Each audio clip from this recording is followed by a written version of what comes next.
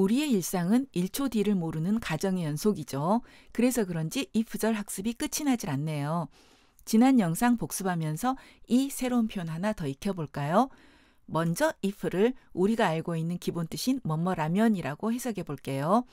if, 만약에 at first, 처음에 혹은 처음에는 you don't succeed, 당신이 성공하지 못한다면 try again, 시도하고 또 시도해봐라.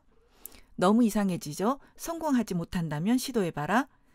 사실 우리는 이 if의 뜻을 뭐뭐라면이라고 외우지만 이 if 안에는 좀 더 복합적인 의미가 내재되어 있죠.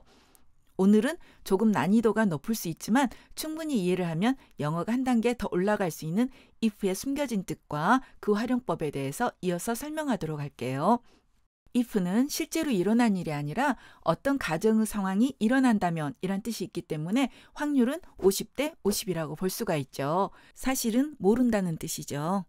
발생 가능한 상황이 내 의도와 조화를 이루면 뭐뭐라면이라고 해석하지만 내 의도와 조화를 이루지 않으면 그래도 나는 상관없다면 추측을 나타내는 may나 might의 의미를 살짝 보강해 보는 거죠.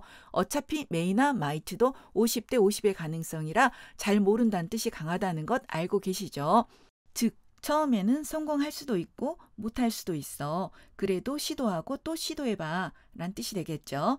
어떤가요? 훨씬 자연스럽죠? 자주 쓰는 격언이니 알아놓는 것도 나쁘진 않을 것 같아요.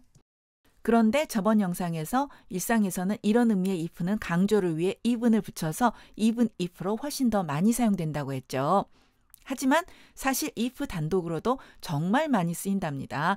그런데 이 원리를 모르니 그냥 수거처럼 외우기만 하는 경우가 정말 많아요. 예시를 들어볼까요?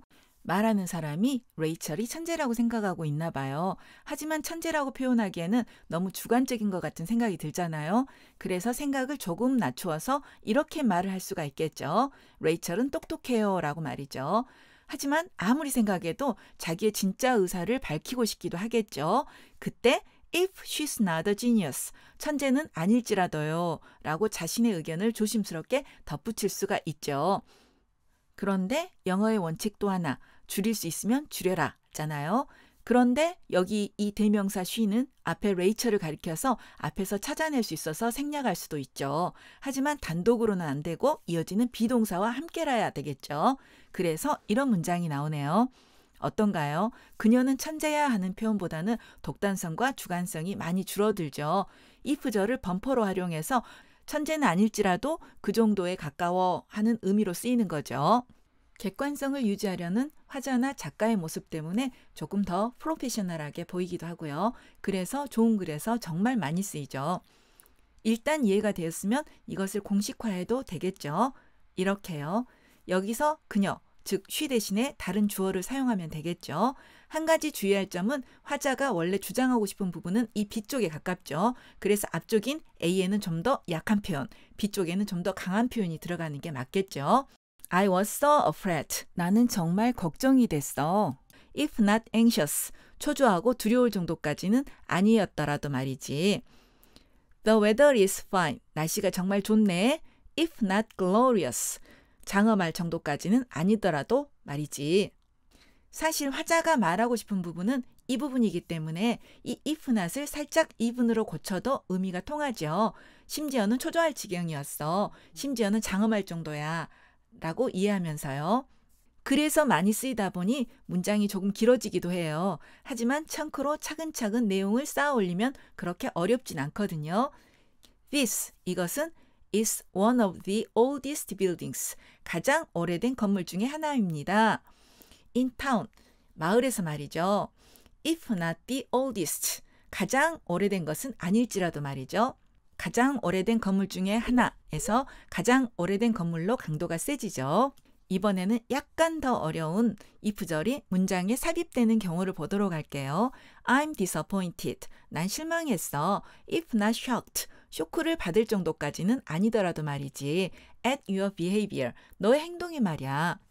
이 말하는 사람은 너의 행동에 정말 실망했어. 쇼크를 받을 정도였어. 라고 말하고 싶은데 조금 말을 낮추는 거죠. 이렇게 문장 중간에, 즉 객관성을 유지하고 싶은 그 표현 바로 뒤에 if절이 들어가니 조금은 어려워지죠. 하지만 이런 형태로 훨씬 많이 쓰이거든요.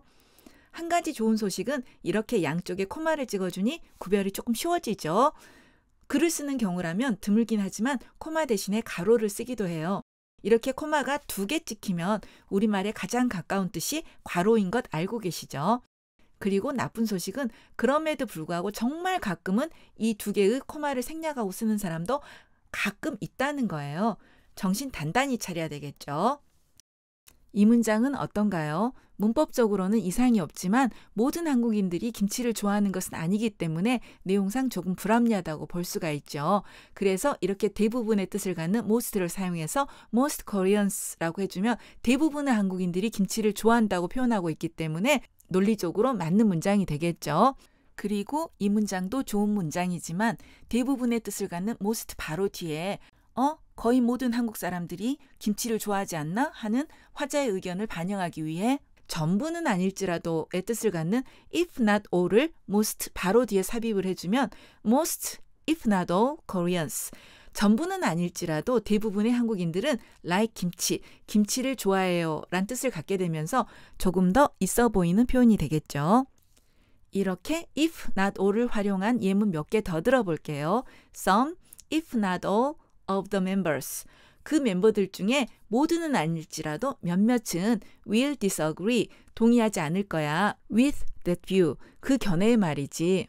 many, if not all, 모두는 아닐지라도 많은 이들이 will be out of work, 실직하게 될 거야. come January, 이번 1월의 말이지.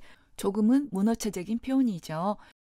be out of work, 일로부터 나와 있다, 즉 실직하다란 뜻이 되겠는데 일상생활에서는 be between jobs를 쓰는 게 훨씬 나아요. 아직도 구직 중이란 느낌이 되게 강해서 조금은 긍정적으로 들린다고 하네요.